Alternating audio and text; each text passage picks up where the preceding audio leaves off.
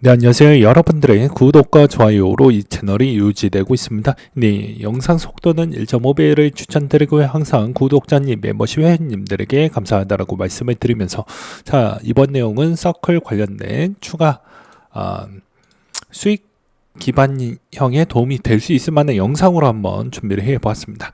최근에 서클에 따른 내용들이 매우 많이 나와주고 있는 실정인데요.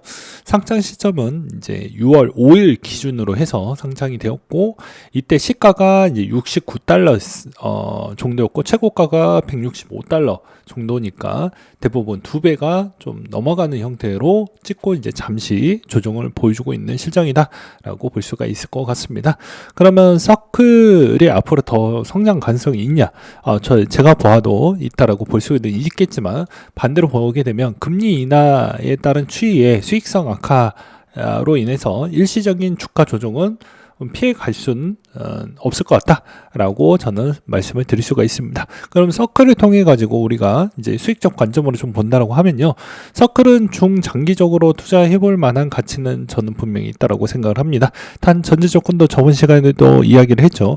금융금 연합에 있는 스테이블 코인이 어떻게 나올 것이냐가 중요하게 될 것이고요.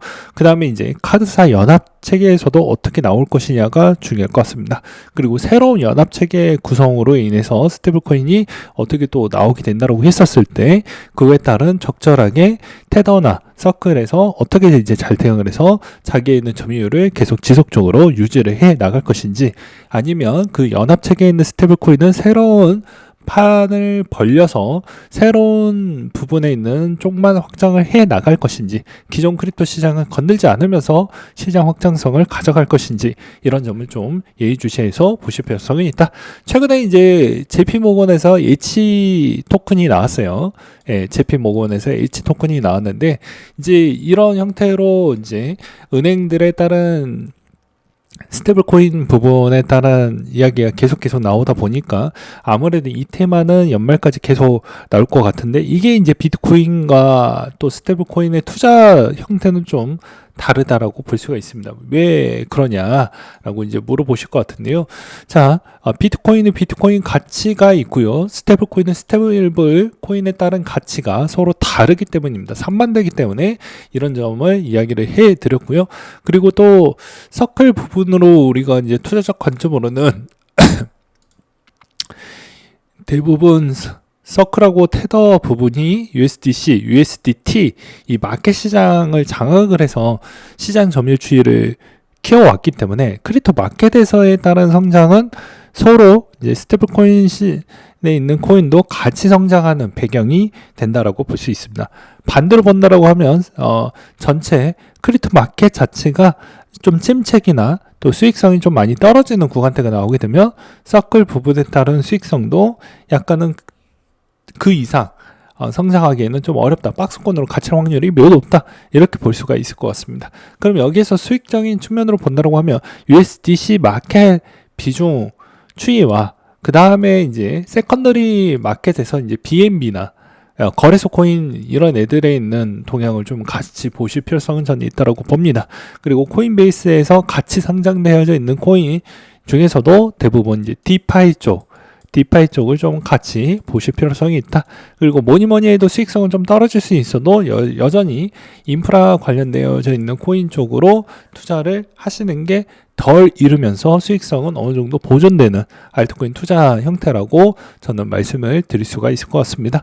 그래서 최근에 이제 인기 동향 추이를 보는다라고 하더라도 이제 여전히 솔라나가 최근에 이제 ETF 곧 상장 가능성이 열려져 있다라는 이야기가 많이 나와주면서 이제 인기를 끌었었고요.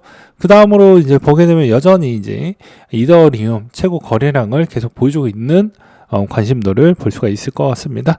그 다음에 이제 아이겐레이어나 이런 애들이 조금은 조정 추이를 계속 가져가고는 있긴 하지만, 그래도 여전히 아이겐레이어나 이런 쪽은 그래도 어느 정도 조정이 나온다고 하더라도 다시 한번 상승 가능성은 저는 높게 보고 있는 실정입니다. 그래서 나쁘진 않을 것 같다라고 생각이 들어요. 그리고 이더파이도 마찬가지라고 생각을 합니다. 그래서 여기에서 여러분들이 이제 무엇의 선택과 집중을 통해 가지고 할 것이냐 이가 남아져 있고요. 그 다음에 이제 RWA 시장에 따른 추이도 여전히 이더리움 부분에 따른 관심도를 뜨겁게 가져갈 수가 있기 때문에 나쁠 건 없다라고 볼 수 있습니다. 단지 좀 아쉬운 부분은 이제 비드 프로젝트 추이에서도 기울기가 조금은 다시 횡보 구간대로 좀 넘어갔던 게 좀 다소 아쉽다. RWA 시장에서도 좀 다소 아쉬운 부분이 좀 보여진다라고 볼 수가 있을 것 같습니다. 그 다음으로 이제 하반기에 가면 아마 트럼프가 이번에 수익성을 꽤 많이 올렸다라는 기사 내용을 좀 보았습니다. 8천억 원 정도 벌었다라고 나왔는데요. 아무래도 하반기 부분에도 상반기에 재미를 많이 보았기 때문에 하반기에도 뭐 민코인이나 뭐 다른 형태로 좀 띄우기식으로 갈 확률이 매우 높고, 그 다음에 이제 두 번째로는 테슬라 부분에 어느 정도 정리정돈이 어느 정도 되게 되면 다시 한번 머스크 형님의 또 입김에 관련된 민코인들도 좀 움직이지 않을까라고 생각을 해볼 수가 있을 것 같습니다. 그러면 그 다음 시즌 추이에서도 이제 여전히 인프라 코인은 높은 수익성은 가져갈 수는 없겠지만 그래도 적당한 수익성을 분명히 채워줄 것 같다라고 저는 생각이 들고요. 그 다음으로 이제 볼 수 있는 건 여전히 이제 미우나고나 약간 이더리움이 그래도 약간 주춤을 좀 보여주고 있긴 하지만 그래도 중장기적인 추이로 봤을 때는 제가 계속 이야기를 했지만 300만 원 후반대 추이도 여전히 싼 부분이 된다라고 말씀을 드릴 수가 있을 것 같습니다. 그리고 또한 USDC에 있는 시가총액 추이도 보게 되면 이제 과거 대비 보다는 이제 여기서 어느 정도 주춤하다가 좀 빠져주는 형태나 아니면 성장을 좀 잘 못하는 형태가 나왔는데 여기서 추가적으로 그래도 조금씩 올라가고 있는 모습을 볼 수가 있습니다. 이런 점은 좀 긍정적인 추이라고 볼 수가 있을 것 같고요. 그 다음에 이제 시가총액이 저렇게 많이 늘어났다는 건 새로운 비즈니스나 새로운 확장 부분이나 아니면 스테이블 코인 부분에 따른 이제 활용도를 극대화하려고 하는 그런 여러 가지 체계를 좀 가져가지 않겠냐.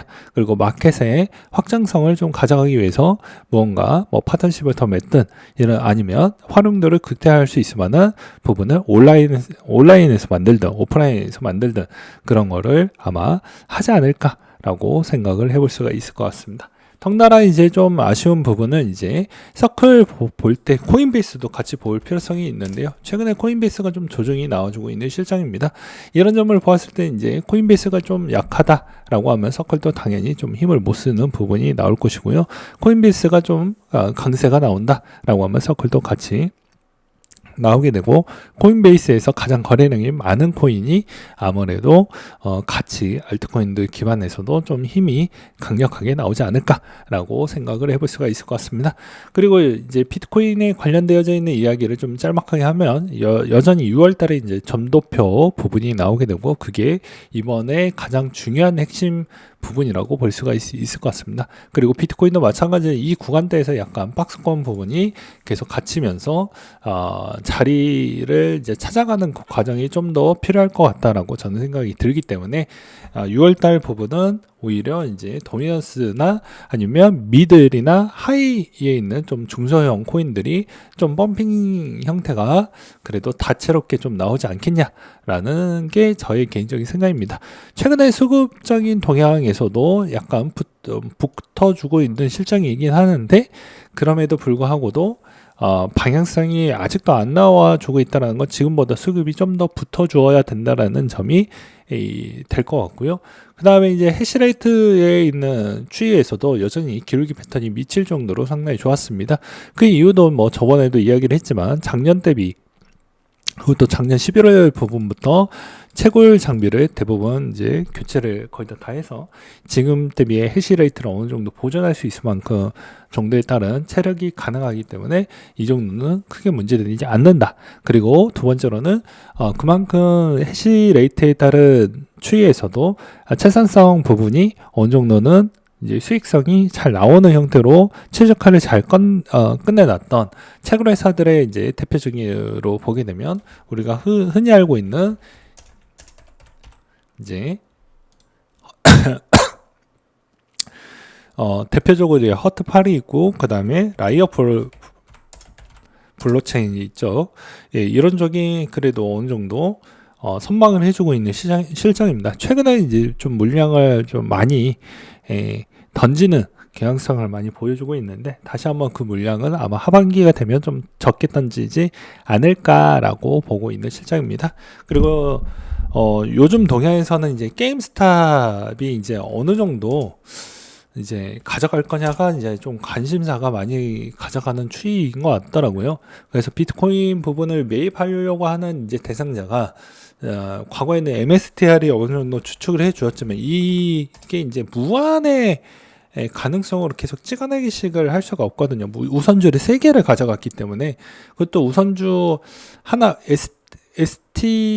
STRD는 제가 아직 분석을 안 해봐서 잘 모르겠지만, F나 K는 저번 시간에 단순하게 간략하게 이야기라도 좀 해드렸기 때문에, 그 이자 부분에 따른 보존성을 하기에는 본주, 그러니까 보통주 부분에 따른 훼손 가치가 좀 이루어질 수 있는 가능성이 여전히 존재를 한다. 그렇기 때문에 여기에서 이제 MSTR 부분이 쓸 수 있는 시드 부분에 있는 여유율 B가 좀 많이 떨어지게 되면 주변 기업들이 이제 거기 대체제로 좀 많이 사주어야 되는데, 그게 잘 만들어지지 않으면 요거 좀 곤란해질 수 있는 가능성이 있다라고도 말씀을 드릴 수가 있을 것 같습니다. 그렇기 때문에 이제 여러분들은 비트코인을 만약에 들고 계시는 분들에 한해서는 전략을 이렇게 좀 보는 게 맞을 것 같습니다. 우선주 부분에 그 분기 대비마다 제대로 잘 지급을 해주고 있는지, 그때 이제 보통주의 MSTR에 있는 위치가 어느 위치에 있는지, 그리고 어떤 이슈가 있었는지, 이거를 잘 보실 필요성이 있습니다. 왜 그러냐?